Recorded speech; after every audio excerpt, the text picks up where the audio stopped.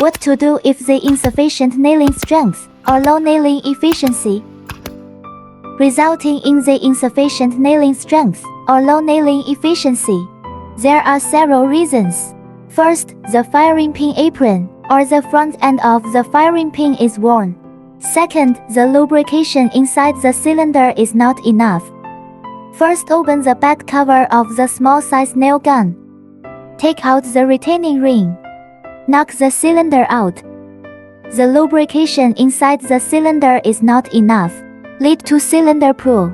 In addition, it was found that the front end of the firing pin was worn. You can compare it with the new firing pin.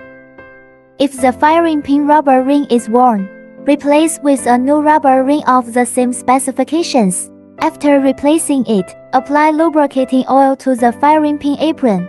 Then brush the inside of the cylinder with lubricant.